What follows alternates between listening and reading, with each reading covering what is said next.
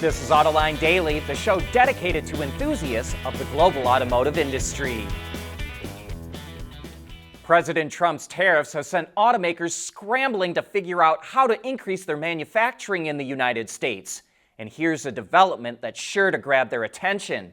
Mullen Automotive is probably going to put its assembly plant in Indiana up for sale.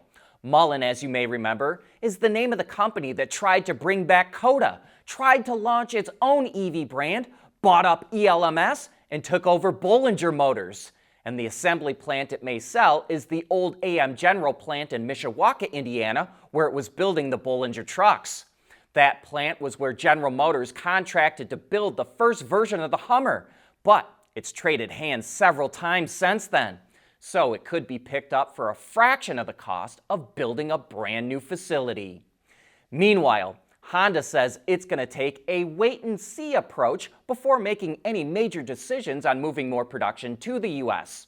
Honda's CEO Toshihiro Mibe says he never thought the USMCA trade deal could disappear and that if Trump's tariffs become medium to long-term, quote, we will need to make some drastic revisions. But before Honda makes any changes, Mibe says it's going to see how negotiations between the U.S., Mexico, and Canada play out. And here's the real kicker.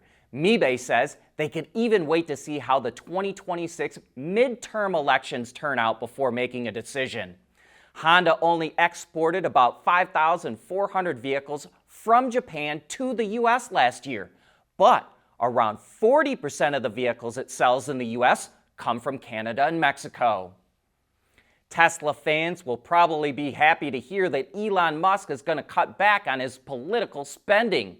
Musk, his PAC, or Political Action Committee, and a nonprofit he funds, spent about $20 million on the Wisconsin Supreme Court race in March, backing a conservative candidate who ended up losing by a lot. But here's the automotive connection. Musk's political spending, along with his work with the Department of Government Efficiency in the Trump White House, have likely played a role in consumer backlash that has seen Tesla's sales and profits plummet. Speaking at the Qatar Economic Forum yesterday via a video link, Musk insisted that Tesla has already turned the corner, saying the company's only weak spot is in Europe. But we have to point out that sales are also down sharply in the US and China. We think that the faster Musk leaves his political forays behind and spends more time with Tesla, the faster the automaker will recover. And Elon also said he's committed to leading Tesla for at least the next 5 years. Yesterday, we showed you a video clip of a parking lot in suburban Detroit jam-packed with Teslas, including the company's full lineup of vehicles. And we asked if any of you out there knew anything about it. And Moses Friedman reported in to point out that a new Tesla service and distribution center opened up about a half-mile north of that location. And we love it when our viewers become the eyes and ears for Autoline. So if you have any tips or suggestions, we'd love to hear them. Also, don't forget that John and I will do a live Q&A session later today at 3 p.m. Eastern Time, and we'd love to get your questions. We're doing this once a month or so, but it's only open to viewers who have Autoline memberships via Patreon or YouTube. So if you haven't become a member yet, here's a good reason to consider it, and it only costs a few dollars a month. Go to patreon.com and do a search for Autoline, or look for the join button on the Autoline homepage on YouTube.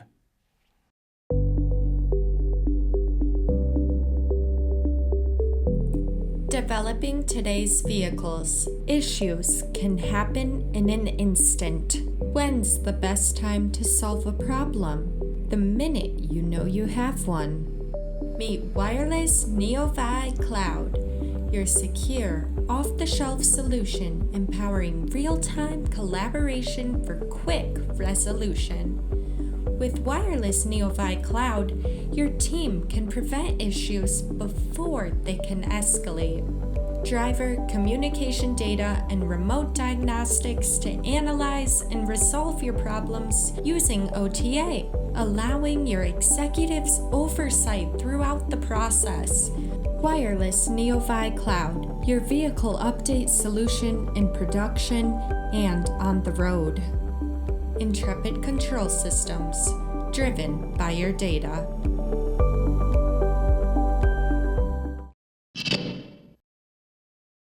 Check out the all-new RAV4 in 3, 2, 1. The model will be available in 3 grades called Core, Rugged, and Sport, and each have slightly different styling from the other. The interior is highlighted by digital display screens up to 12.9 inches, as well as digital HVAC controls and an available toggle switch style gear shifter. A lot of the new functionality in the center screen is controlled by Autoline, an all-new software development platform created by Toyota. Think of it like a bridge to a fully software-defined vehicle that allows for more advanced levels of automation and connectivity. The new RAV4 is moving to a hybrid-only powertrain lineup as well. The standard setup is Toyota's 5th-gen dual-motor hybrid system paired to a 2.5-liter 4-cylinder engine, but it gets improvements to the transaxle, power control unit, and battery. Front-wheel drive models, a first for RAV4 hybrid, produce 226 horsepower, while all-wheel drive versions get a slight bump up to 236 horsepower. There's also a new plug-in hybrid system available that uses the same engine, but more powerful motors and a larger battery pack. This setup produces up to 320 horsepower and provides an estimated range of up to 50 miles or about 80 kilometers, which is up from 42 miles of range. Interestingly, XSE and Woodland grains will have a CCS charger, while SE and GR Sport models will have a NACS charging port. Look for the new RAV4 to start hitting U.S. dealerships sometime later this year. Fiat's commercial division, called Fiat Professional, is coming out with its first 3-wheeled EV. Called Tris, the model will be sold in Africa and the Middle East. It's offered as a flatbed, pickup, or chassis cab and can carry a load of up to 540 kilograms or about 1,200 pounds. Power comes from a 48-volt electric motor that produces 9 kilowatts or about 12 horsepower, and it has a top speed of 45 kilometers an hour. That motor is fed by a nearly 7 kilowatt-hour lithium battery, which provides up to 90 kilometers or about 56 miles of range on the World Motorcycle Test Cycle. Earlier this year, General Motors backed out of a joint venture with LG Energy Solution to produce EV batteries in Michigan. Toyota then stepped in and agreed to shift a battery order from another LG plant to the Michigan one. And now the Wall Street Journal reports that Ford is going to build batteries for Nissan at its plant in Kentucky. In 2021, Ford revealed plans to build 2 battery plants in Kentucky with battery maker SK On. But Ford is now scaling back its EV plans because demand wasn't what it thought it would be. And as a result, one of the battery plants is sitting unused, so the other will now make batteries for Ford and Nissan. And speaking of Nissan and EVs, the automaker just took the wraps off the all-new Micra, which is now fully electric. The small hatchback, which is based on the same platform as the Renault 5, is offered with 2 battery packs. The base model comes with a 40 kilowatt-hour pack that provides 308 kilometers or 191 miles of range, and a 52 kilowatt-hour pack is available that achieves 408 kilometers or 253 miles of range. Other features include 2 10.1-inch display screens in the interior, one for the driver and one for the center console. It's also available with Nissan's ProPilot driver assistance technology. The Micra goes on sale in Europe later this year. Watch out, Suzuki Jimny! More automakers have their eyes set on the small, rugged SUV segment. Chinese automaker Baojun makes a similar model called the Yep. Renault just showed off an off-road concept of the Renault 4, and Fiat did the same thing with the Grande Panda.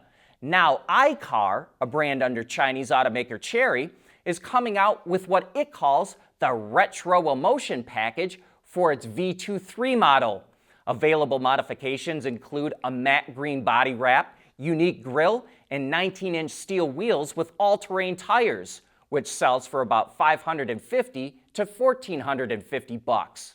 Chery plans to introduce the iCar brand to the UK, Australia, and Malaysia next year, which may have inspired the motivation for this retro package. However, Chery will change the name to iCower spelled I-C-A-U-R, because Apple holds the trademark for iCar outside of China. And that's a wrap for today's show. Thanks for tuning in.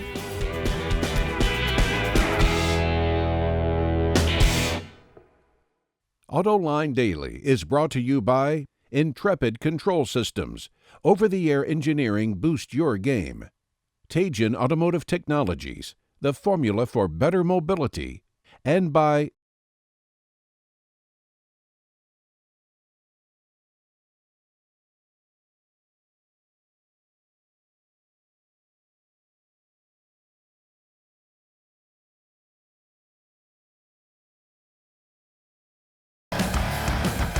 There's nothing wrong with heavy metal. Hey, lighten up. But with world-class composite material, Teijin Automotive Technologies makes vehicles lighter, safer, and more eco-friendly.